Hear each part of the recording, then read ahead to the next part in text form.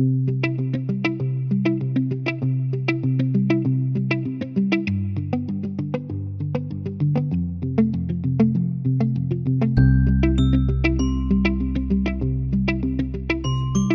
seu nome completo, idade, RG, CPF, quantidade de filhos, nome da esposa. Você falou, lembrei do TikTok. Seu nome...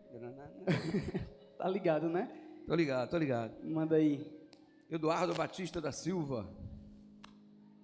De onde eu também? De onde eu nasci? Sim, onde nasceu? Rio de Janeiro, ninguém é perfeito, cada um tem seus problemas. Rapaz. Carioca, irmão. Mas tranquilo lá, né? Tranquilo. Esse negócio é coisa da mídia. 2 filhos, né? O senhor já falou? 2 filhos estão aí conosco. Estão aí, né? Os filhos, a esposa. Lucas e Larissa. Lucas a esposa e Larissa. Eliane. Como? A esposa é Eliane. Eliane, tá certo, muito bem. Pastor, eu falei com o senhor, eu não lembro quando, mas no Instagram, muitos anos. Aí eu disse, pastor, vamos lá para a Igreja do Farol? Aí o senhor disse bem assim, agora não dá que eu estou chegando na Bahia, deixa eu acalmar aqui, ver onde eu vou morar, tudo não sei o que aí eu organizo, né? E a primeira pergunta que eu quero fazer para o senhor é em relação a isso, assim, como é que o senhor se adapta, a sua família também, a estar sempre viajando, uma hora tá aqui, mas não sabe até quando, né? Como é que é essa situação aí de ter que ficar... O senhor queria ser militar, né? Então sabia que ia ter que viajar muito, né? Você começou falando tão pertinho de mim, depois a sua voz é como se fosse do além e tal. Porque desligaram aqui o retorno. No lugar de estar um efeito especial, né?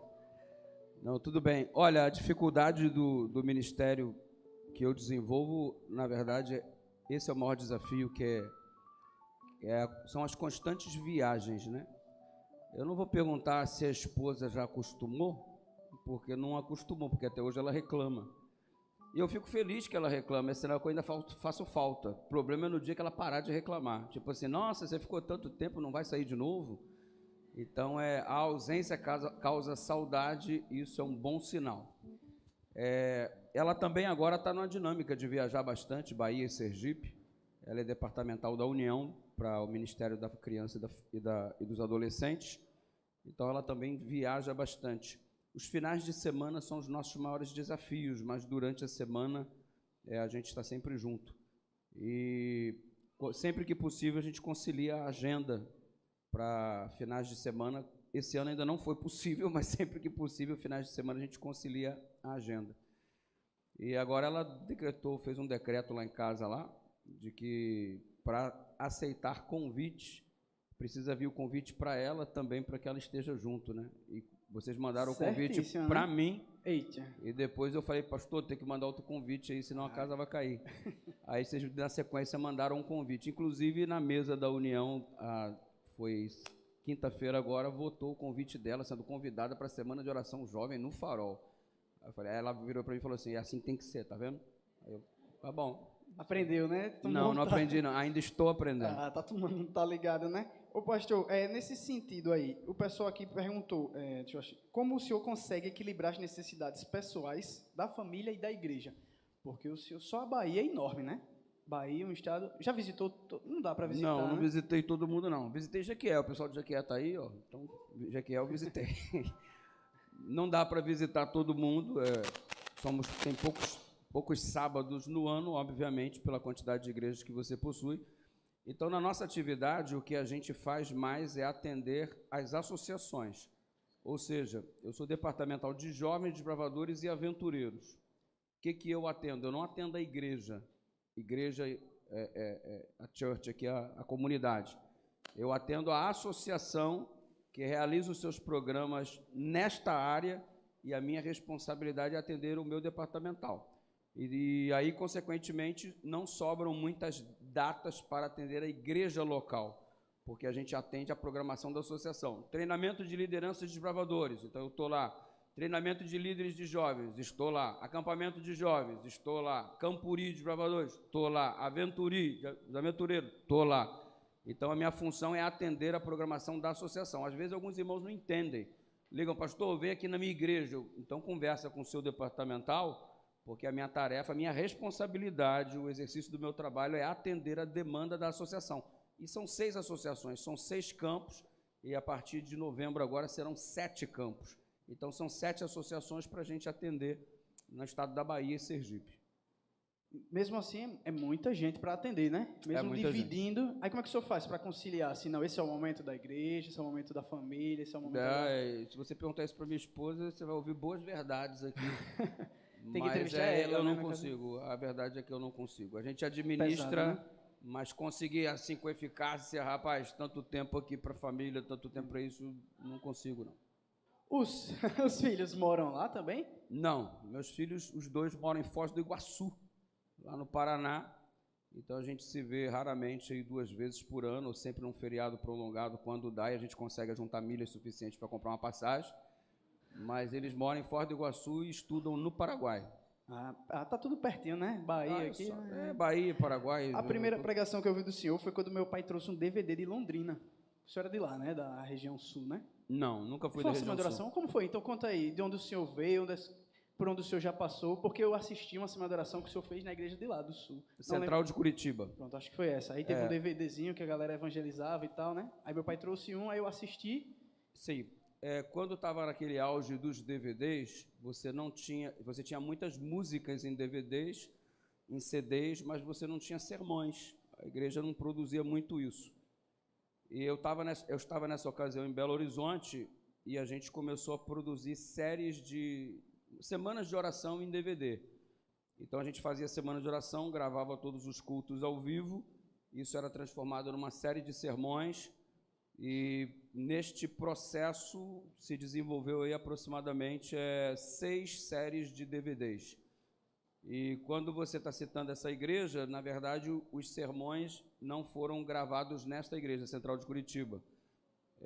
Havia uma disponibilidade deste material enquanto eu fazia a semana de oração lá. Então, teu parente conseguiu esse material lá, mas não de uma semana de oração que foi gravada lá. Eu estava lá apenas atendendo o convite do pastor Fernando Iglesias para poder fazer a semana de oração lá, e o material estava à disposição. E hoje não existe mais esse material, porque ninguém usa mais CD, DVD, o pessoal acompanha YouTube, lá no canal, né? Do YouTube, lá, e está tranquilo. Então, antes do senhor estar nos Desbravadores, Aventureiros e Jovens, o senhor estava em que departamento, antes de ir lá para a Bahia? Eu nunca fui... em que lugar que eu estava? Isso. Eu nunca fui departamental de uma outra área. Eu sempre fui departamental de Jovens, Desbravadores e Aventureiros, sempre. Começou em Belo Horizonte, como departamental da Mineira Central. Eu saí do Rio de Janeiro, fiquei 8 anos no Rio de Janeiro, depois 8 anos como departamental em Minas Gerais. De lá eu voltei para o Rio de Janeiro como departamental de jovens, depois como departamental de jovens na União Norte Brasileira, Pará, Maranhão e Amapá. Você estava falando do tamanho da Bahia, mas o Pará é 2 vezes maior que a Bahia. Então, imagina, Bahia é um território gigantesco e o Pará consegue ser 2 vezes maior que isso. E ainda tem o Maranhão, que é mais ou menos do tamanho da Bahia. Então eu viajava, se eu viajo muito hoje, viajava muito mais quando estava no território da União Norte Brasileira. Então hoje está calmo, né? Hoje está melhor, hoje está melhor. Então, aí desde há 4 anos, né, esse é o 4º ano que eu estou lá na União Leste Brasileira, Bahia e Sergipe. Então, o senhor tem muita experiência, né, com jovens e tudo mais. E, assim, qual a maior dificuldade que o senhor vê hoje de trabalhar com jovens, adolescentes também, né, com os desbravadores? E qual a parte mais fácil? Uma parte fácil... A parte mais fácil é a transparência. O jovem ele é muito transparente. Você sabe o que ele pensa, você sabe o que ele quer. É fácil lidar com ele nesse sentido. Se ele está feliz, você sabe que ele está feliz. Se ele está insatisfeito, você sabe que ele está insatisfeito. Isso é perceptível no jovem. Ele é transparente. Isso facilita o trabalho, porque se você é uma pessoa transparente, eu consigo entender melhor você para tentar te ajudar. Agora, se você é uma pessoa camuflada, disfarçada, finge que está bem quando na verdade não está, e o adulto tem essa facilidade muito grande de disfarçar, então é mais difícil ajudar. Então eu gosto de trabalhar com jovens por causa da transparência e também por causa do desafio, porque não é um pessoal mais tentado que os outros grupos, não é, são tentações diferentes, né? A tentação de uma criança é uma, a tentação de um jovem é outra, a tentação de um adulto é outra, a tentação de uma pessoa mais velha já no estado de decomposição é outra. Então as pessoas têm tentações diferentes, mas não que um seja mais tentado que o outro, mas o jovem ele gera essa transparência e hoje, no meu entendimento, o maior desafio para o jovem é tornar a religião, esse religare com Deus, algo atrativo. Ele ter interesse, nossa, eu quero ter essa experiência com Deus. Gerar esse interesse nele para que haja uma esfera de comunhão intensa, eu acho que é o maior desafio, tendo em vista o estilo de vida que está sendo vivido hoje em dia, em especial. Nesse sentido aí que o senhor falou, né, a dificuldade de tornar atrativa a religião e tudo, como é que o senhor prepara, assim, como é que o senhor senta, para e organiza um sermão? Porque seus sermões tem que ser para atingir a todo o público, né, da igreja, mas os jovens, geralmente, mais, né, quando o senhor está numa associação assim, né, deve ser mais para jovem, adolescente. Como é que o senhor faz, assim, no caminho da preparação de um sermão? Eu não preparo sermão para ninguém. Nunca preparei, cara, eu vou preparar o sermão para a igreja, porque a igreja brigou, vou preparar o sermão porque a igreja está fria, vou preparar o sermão porque a igreja está isso, não faço isso. Não me lembro de ter sentado para fazer assim, vou preparar um sermão porque aquele irmãozinho ali, eu vou te falar uma coisa, uma carne de pescoço danada, eu vou fazer esse sermão aqui porque a igreja não é fiel, a igreja aí... Não me lembro de ter feito sermões nessa direção. Primeira coisa que eu faço, eu leio a Bíblia e, cara, o que Deus quer dizer com isso aqui? O que Ele quis dizer para o povo e o que Ele quer dizer para mim. Então, eu digo para você, igreja, o que Deus revelou para mim, o que Ele falou ao meu coração. Eu divido com você o que Ele fala ao meu coração. O que Ele fala ao meu coração é o resultado do sermão. Não é porque... então, hoje, por exemplo, eu preguei sobre a família, né? Dei aquele tom de família. Por quê? Cara, eu vivo a experiência da minha família, o meu casamento, os meus filhos, eu tenho filhos jovens também, como todo mundo tem. Então, é Deus falando para mim. Então, o que Deus fala para mim, para a minha experiência, eu divido com a igreja. O que é bom para mim, vai ser bom para a igreja, porque eu sou ser humano, a igreja também é. Muito bom. Primeiro, o eu, né? Depois o... É tipo assim, o que isso edifica na minha vida? Cara, gostei, faz bem para mim, deve fazer bem. Aí a gente lança, se fizer bem, amém, se não fizer, a gente tenta de novo. Beleza. Ô, pastor, como foi, assim, o seu chamado? Porque o senhor falou hoje de manhã que Deus disse, não, vai ser pastor, mas o senhor não entrou muito em detalhes. Como foi o chamado de... Aí você quer spoiler da semana de oração, né? Deixa esse assunto para terça-feira. Só uma palhinha aí pra gente. Não, é o seguinte... Agora eu não entro muito em detalhes, não, pra galera ver. Essa paixão de ser militar, eu desenvolvi durante a infância, porque eu tinha um vizinho que era militar e eu achava a vida dele bem interessante. Um cara organizado, um cara educado, e eu comecei a tomar isso como padrão bacana para crescimento, né? Então eu o via como alguém bem-sucedido no mar de pessoas mal-sucedidas, de onde eu vivia, e eu comecei a enxergar aquilo como um bom padrão de vida. E isso me interessou, a carreira militar me interessou. E aí, consequentemente, eu fui para o Clube dos Bravadores, porque eu tinha um amigo adventista. O nome dele é Sérgio, a gente sempre chamou ele de Serginho. E o Serginho, ele tinha uma religião muito esquisita, que não jogava bola no sábado. E a gente ficava jogando futebol e convidava o Serginho, e ele não vinha, e ficava sentado em cima do muro e alegava, eu preciso esperar o pôr do sol. Eu falava, tu é maluco, porque o sol vai se pôr, a gente não tem refletor, isso aqui não é estádio não, meu filho, vai escurecer, a gente vai parar o futebol, então como é que você vai jogar no escuro? Tem que jogar agora. Não, estou esperando o pôr do sol, não, tem que jogar agora. E eu era um dos camaradas que esculhambava o Serginho por causa dessa religião esquisita que tinha que esperar o sol se pôr para jogar bola. Isso é muita loucura. E eu sempre zombava dele e eu sempre odiei crente. A minha mãe era macumbeira. Eu não queria ser macumbeiro, mas também não queria ser crente, porque eu achava ser crente um negócio muito idiota, muito... E o Serginho era a minha boa referência nisso. Cara, que idiota, só pode jogar bola depois que o sol se põe. Então isso não é religião de maluco, eu não quero isso para mim. Então eu odiava crente, eu detestava crente. O foco de crente para mim era um negócio muito esquisito. Então ser crente para mim era ser um idiota e consequentemente macumbeiro eu também não queria ser, como minha mãe era.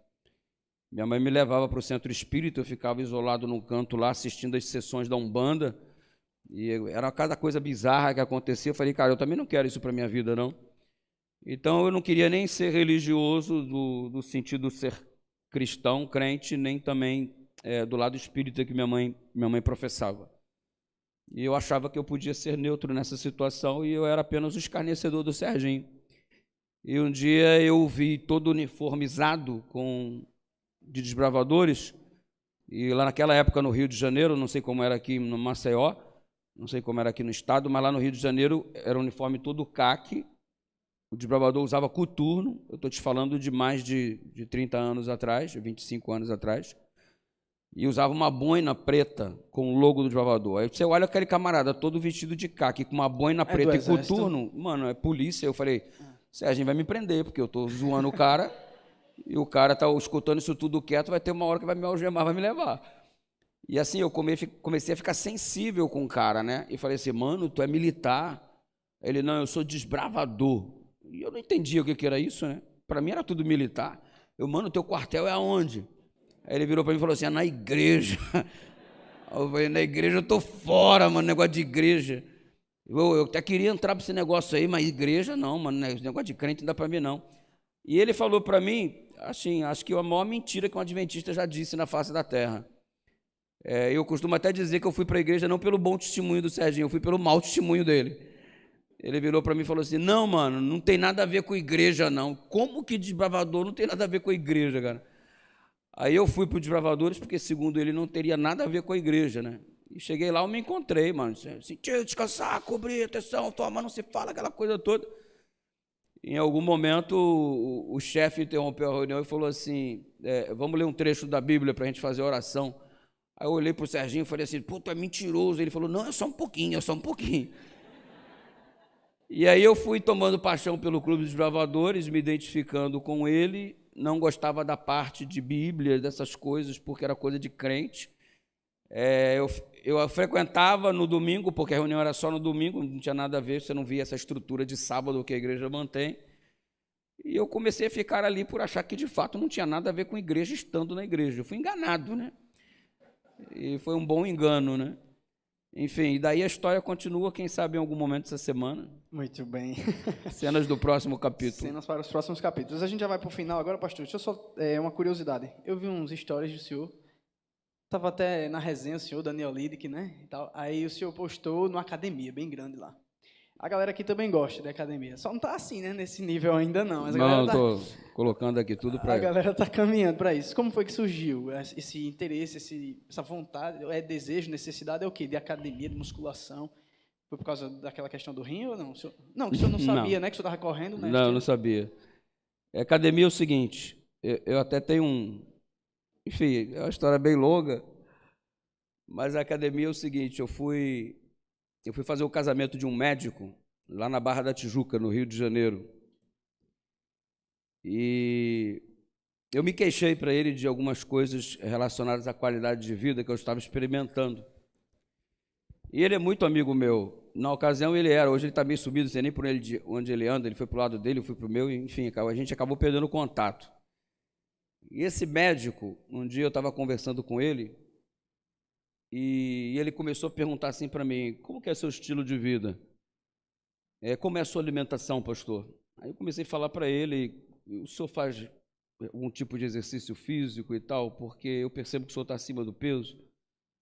Ele falou, eu falei para ele como era a minha rotina, ele falou, pastor, você é meu amigo, deixa eu te falar deixa eu te dar uma ideia certa. Eu falei, fica à vontade, doutor, o que foi?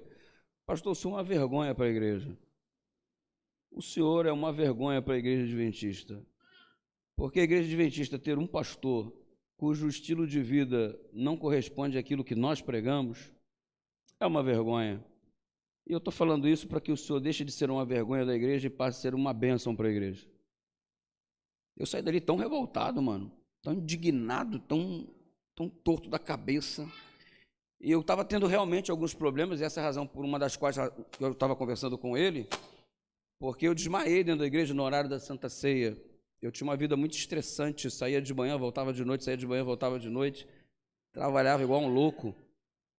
E na hora da Santa Ceia, a minha pressão quase que igualou, eu desmaiei e assim, lá era o meu primeiro distrito.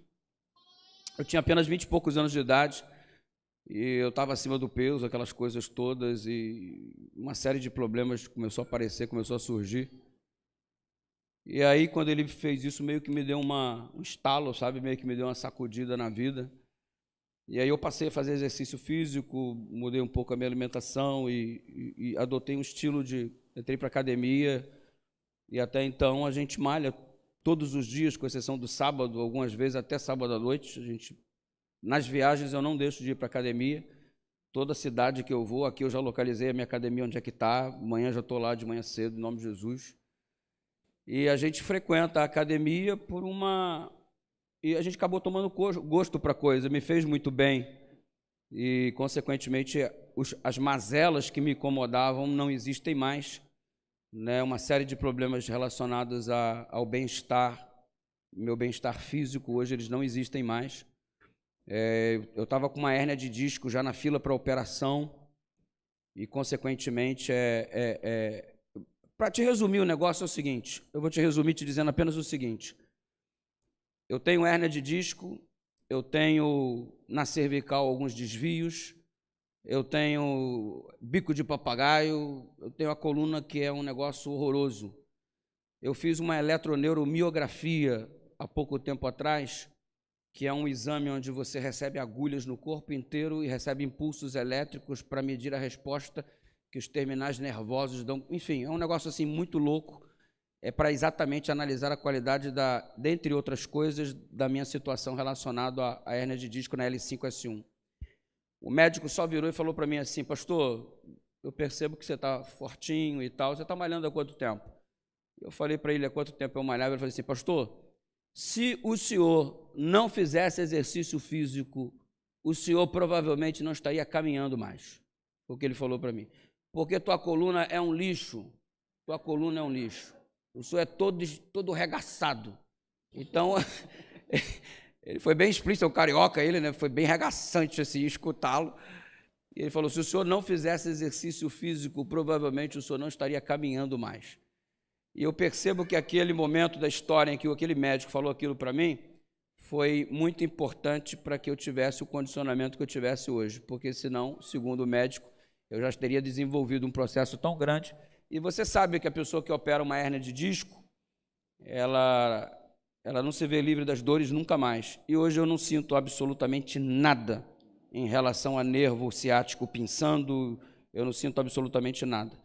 E esse processo de estabilização da coluna pelo fortalecimento muscular e tudo mais me trouxe um benefício que de outra forma eu não teria. Amém, graças a Deus por isso, né? Eu vou encerrar por aqui, porque ainda tem muita coisa para acontecer, tá certo? Então, quem quiser saber mais um pouquinho, você vai contar muitas histórias, né? Falar muito da sua vida ainda, né? Boa. Eu nem perguntei da sua mãe, mas acho que você vai falar, né? Pretendo. Fala aí para a galera, beleza? Igreja, uma saudação já para o pastor. Muito obrigado, pastor. Que Deus lhe abençoe e lhe use.